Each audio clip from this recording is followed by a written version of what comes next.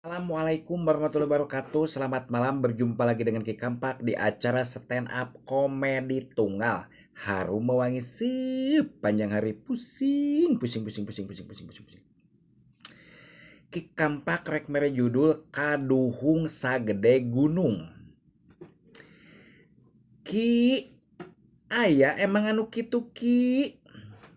Ku aki di sanghareupan eta anu kaduhung sagede gunung. Caritana Ki Kampak keur panen. Nah, si Kiki ieu datang naik naon, naik kuli naon, kuli ngarontog. Begitu kuli ngasupkeun rontogan teh lain parenya, malah leungeun.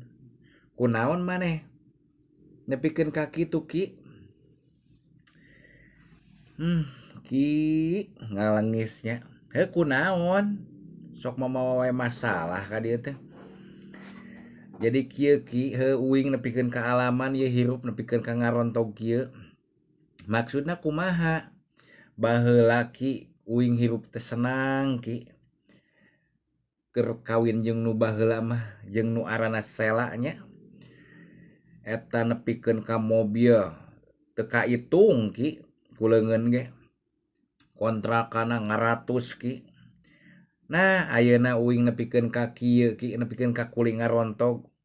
Ye kieu Ki hirup mah. Nu geus mah geus tong disesali. Kunaon maneh nepikeun ka menyesal? Heueuh nu salah mah uing Ki. Maksudna kumaha Ki? Bisa kitu. Jadi kieu Ki, pamajikan keur gering ripuh, uing teh mamawa awewe Ki. Kanyahoan ku dulurna. Tah ieu jadi masalah gede. Nepikeun ka dordar. Uing jeung indungna akhirna naon? Ngeusan. Tah di dieu uing Ki. Geus teu nyabak-nyabak dolar da baheula mah naon? Kolotna ge di Amerika. Dolar teh Ki dikirim lamun di dieu keur mahal teh. Uing mah nepikeun ka seubeuh ka mana-mana ge ulin boh ka mana boh ka mana. Nah, ayeuna teu jauh jeung arateul weh merang. Akibat naon Ki?